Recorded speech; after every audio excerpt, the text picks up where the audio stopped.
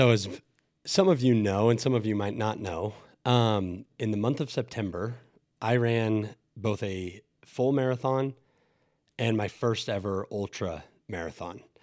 And what I'm going to do today is recap both the marathon and the ultra marathon and some ways that they connected one another, some lessons that I learned about running, but also some lessons that I learned about life.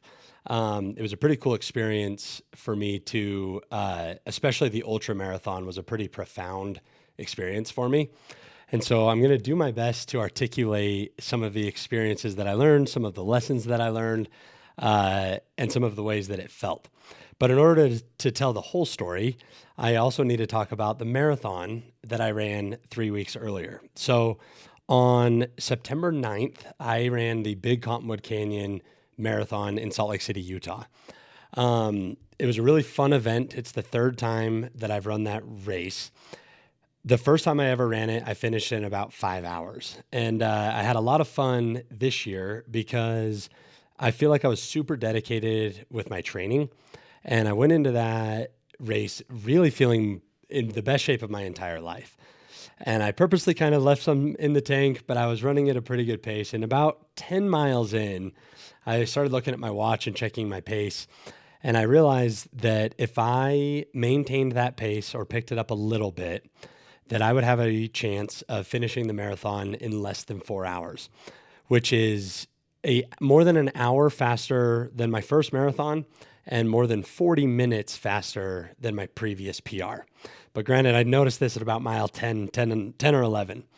And so I decided at that point that I would go for it and see if I could finish the marathon in less than 4 hours. And it was a pretty cool experience because there was a new route, and the new route took me past my grandparents' old house, my old neighborhood, and just a really kind of nostalgic new path for me that I was running. But what ended up having to happen is that I had to dig really, really deep for really, really long. I started getting in a whole lot of pain in about mile 18, 19 or so. But I was pretty committed to getting this sub 4 hour threshold on the marathon. So anyway, long story short, I ended up maintaining the pace. My final mile of the marathon was actually my fastest marathon of them all. And I finished in 3 hours and 54 minutes, which, to reiterate, was more than 40 minutes faster than my previous personal best in the marathon distance. So I was super excited about it. In fact, when I finished the marathon, I was overwhelmed with emotion.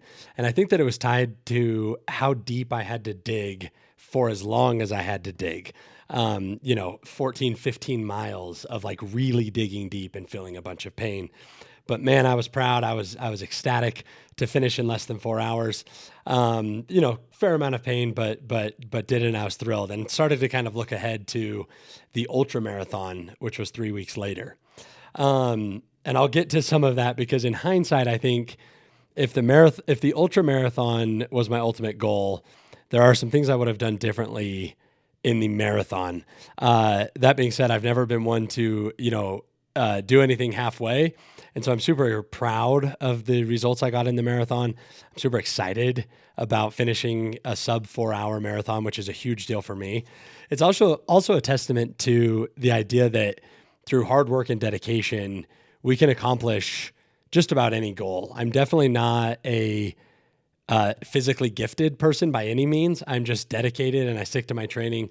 And so it's fun to see those results sort of compound and see the marathon distance to carve over an hour off of that time was pretty exciting. 3 weeks later, though, I signed up for an event called 24 Hours of Palmer Lake. And the way that this event works is it's a 0.82 mile loop around Palmer Lake, Colorado. And there's no set distance. There's no finish line. You are set to run for 24 hours. And one of the most interesting things for me was I literally was in pain from the first step. So the day before the ultra marathon, I tried to do a little shakeout, like loosen up run. And I ran 2 or 3 miles in Parker. And I was nervous because I knew that the top of my left foot was hurting pretty bad. And that was a result from the marathon running, and my shoes were pretty tight. And I just knew that I had kind of done some long-term damage there.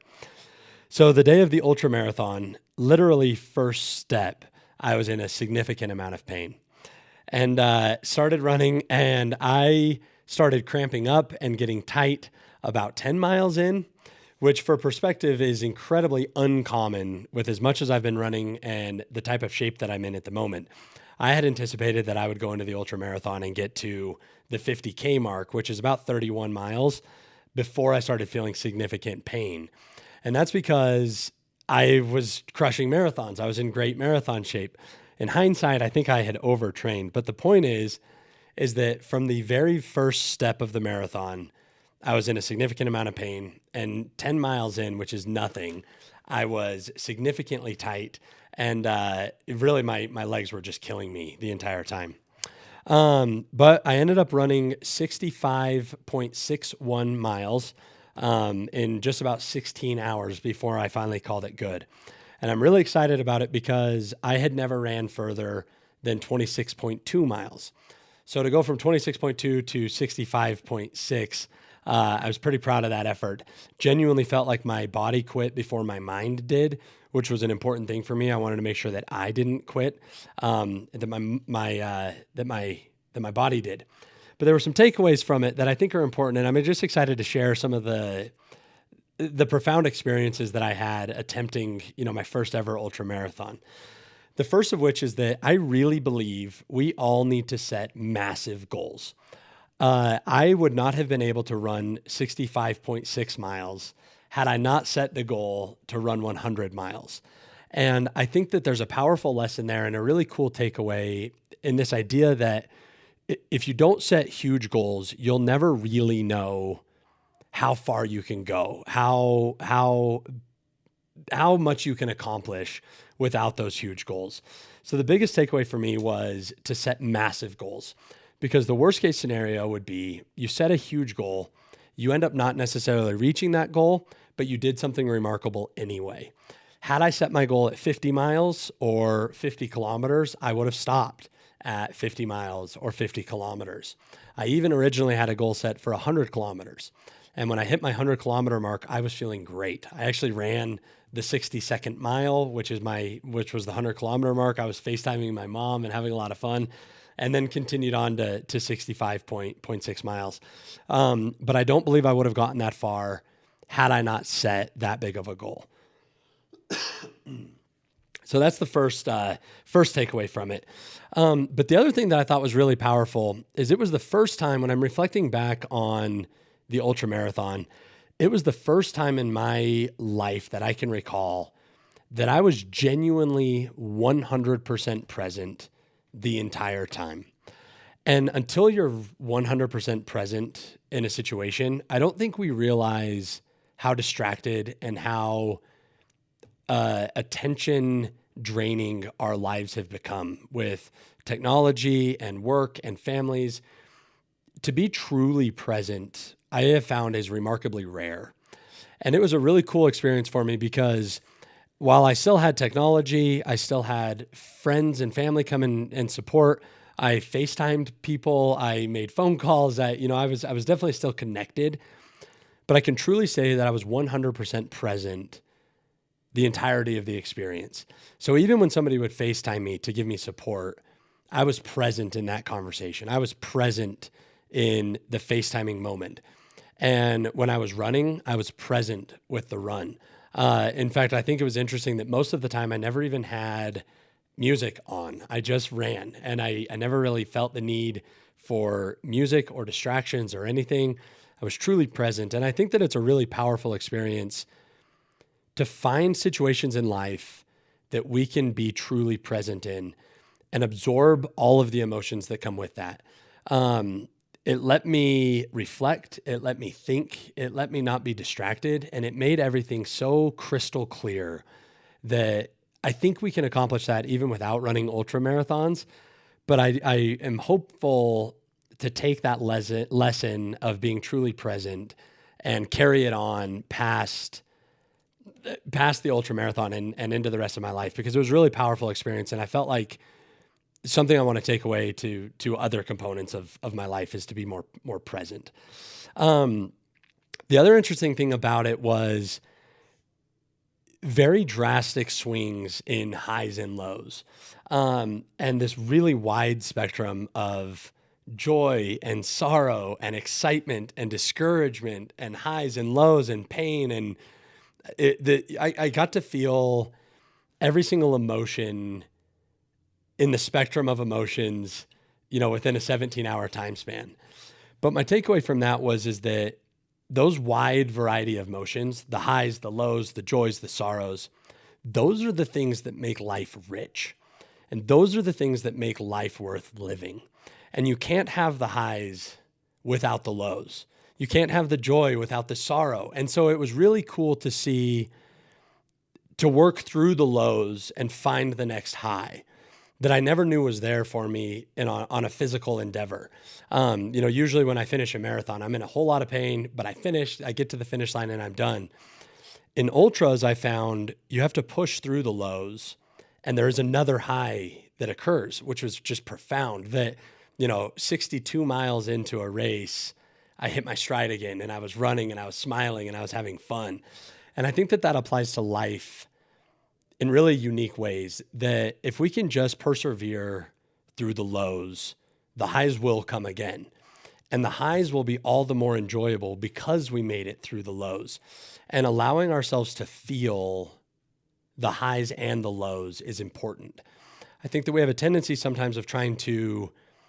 So the best way I can explain this is I think that if you think about your life in a spectrum of highs and lows, right? So you've got highs are up here, lows are here. I think a lot of times people have a tendency, in an attempt to protect themselves, set artificial barriers on how high the highs can be and how low the lows can be. We build walls. We don't let ourselves be totally vulnerable. We don't open ourselves for failure. And we kind of let ourselves, we intentionally put parameters on our lives that then limit the spectrum of emotions we can feel. And I think that people do it in different ways, but I think that you understand what I'm trying to say. So a good way for me to explain that would be, let's say that, there's somebody out there that's like way into fantasy football, right? And so they've set some parameters on the spectrum of emotions they're going to allow themselves to feel. And it's usually related to, for the sake of conversation, let's say a fantasy football team or a sporting event or whatever. And if the event does well, they feel some highs. If the event feels low, if they don't do well, they feel some lows. But because of parameters that we've put in our lives, limiting our risk, deciding how far we're going to push ourselves, deciding how massive of goals we're going to set, we limit the top end of the spectrum of our emotions. We also limit the bottom spectrum of our emotions by doing things like, keeping walls up and not letting people fully in, or not being vulnerable, or not setting ourselves up for situations that we can fail at. And so you end up with this kind of constricted spectrum of emotions, of highs and lows, because of the parameters that we've put on. Well, when I'm running an ultra, there's no way to limit it. The lows are really, really low. The highs were really, really high. And so it felt like my spectrum was like, enormously big. And the highs were really high. The lows were really low. And the takeaway from that was that it was a really beautiful way to experience the emotions of life. And I think that we can convey that well beyond ultra running and let ourselves live a life that is rich by allowing ourselves to feel high highs, low lows, and everything in between. Because when you let yourself feel all of the emotions, you let yourself be grounded, you let yourself be vulnerable, and you open yourself up to new experiences that I really do believe contribute to a rich life. And so a huge takeaway from me for the ultra was that idea of experiencing all the highs, all of the lows in a small window of time that contribute to a really, really rich life. The other takeaway I have, though, is that every single one of us is capable of far more than we comprehend. you have no idea how strong you are. You have no idea how capable you are, how far you can go, the things that you can accomplish until you truly test yourself. And for me, there's this kind of profound clarity now that we are capable of so much more than we realize. And it's hard because until you've experienced something like an ultra, the weight of those words that you are capable of so much more than you comprehend, I don't know if that fully resonates with people, but I'm telling you it's true that you are way more capable than you realize. You are way stronger than you realize, and you can go way further than you realize. You can accomplish way more than you realize. You just have to let yourself try. You have to let yourself set huge goals and pursue them relentlessly. And I think that you will be shocked at what you're capable of, how far you can go, how strong you are, and how resilient you are. That was another huge takeaway, was that you can be in an immense amount of pain and simply keep going. You can simply keep putting one foot in front of the other. And I think that that applies to life in so many powerful ways, because so many times I think people don't live up to their potential because we start to think that we're imposters. We start to have self-doubt. We start to let peer pressure creep in and influence the thoughts that we're having. If you had any idea how capable you are, if you had any idea how strong you are and how much you can overcome, you would not let today's obstacle stop you. You would not let tomorrow's obstacle stop you. You would persevere and you would push through. And my hope is that somehow everybody can realize the massive amount of untapped potential that is living in every single one of us, and to find ways to push those boundaries, find ways to get out of our comfort zone and drive forward, because there is an immense amount more that we're capable of than we're letting ourselves. And I think that it's just really powerful to recognize that and to feel all that. Which brings me to my next takeaway, which is that outside of the comfort zone is where growth happens. So I knew that running an ultra would be painful. What I didn't know is that I would be in pain from step 1. I didn't know that my body would lock up at mile 10. I thought I would have pain happen at mile 30, mile 35, mile 40, or whatever it might be. So I was forced out of my comfort zone very early on in the race and had to keep going. And it feel like it changed me as a person because growth was necessary. I had to tap into some different mental reserves. I had to tap into some different mindset statuses. And by forcing myself, even beyond that, even by signing up for the ultra, I felt like I grew. And so a huge takeaway for me is, and something I want to share with everybody and encourage everybody, is to actively find ways to depart from your comfort zone. Because in your comfort zone, you will not experience growth. Outside of your comfort zone is where growth happens, and you owe it to yourself to be the best version of yourself possible. And the only way to find that is to do things that force you out of your comfort zone. So make the call you don't want to call. Try the business you don't want to try. Run the ultra marathon. Talk to the friend that you don't want to talk to. Have the hard conversation. Do the things that force you out of your comfort zone, because that is where growth occurs. And it's powerful. And once you start to realize the levels at which you can grow, you start to realize that you're capable of so much more. And that's been a really cool takeaway for me, is that, I ran 105 kilometers. I ran 65.61 miles. And my takeaway from it is, I was like, what's next? How much further can I go? And so I literally today signed up for a 100-mile point-to-point ultra marathon on Antelope Island next March. And I'm going to do it. And it's just wild, because as you grow, your perspective of what's possible will also grow. And as you get out of your comfort zone, that becomes your new comfort zone. And now there's this whole nother level of things that you can break into, this whole next level of evolution that you can experience as a person that is just incredibly profound and powerful. And I hope and pray that everybody can find ways to intentionally get out of their comfort zone and learn just how much you can grow and what you're capable of and how far you can take your life.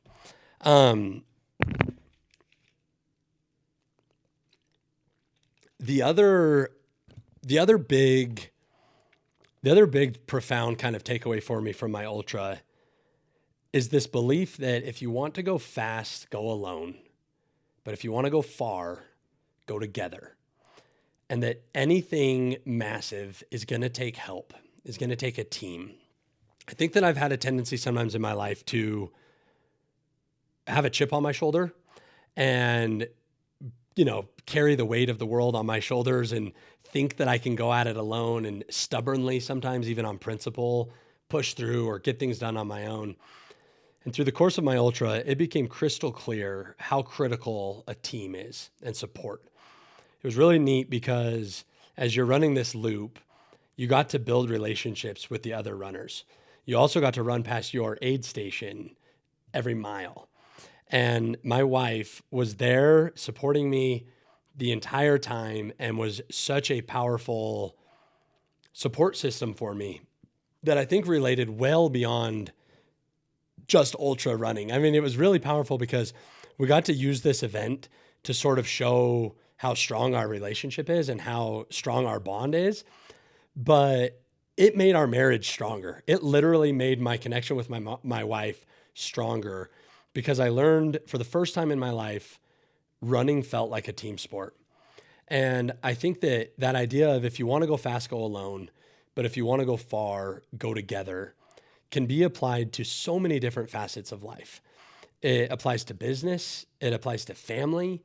It applies to friendships and relationships.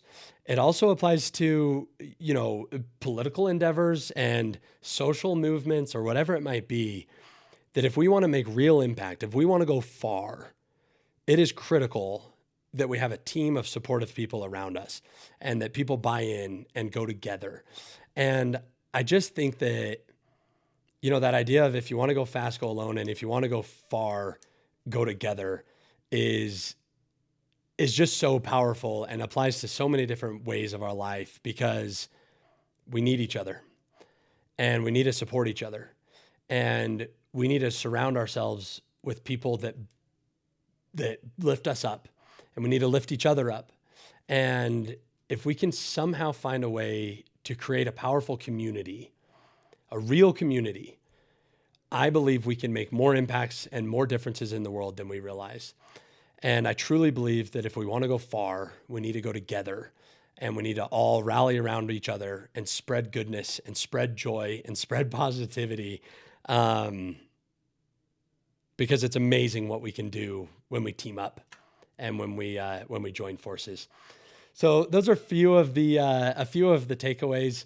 I know that I'm not articulating them perfectly because I'm speaking from the heart. None of this is scripted, but I did feel like it was important for me to sort of share my experiences from running an ultra and a marathon in the same month, and truly a life-changing experience.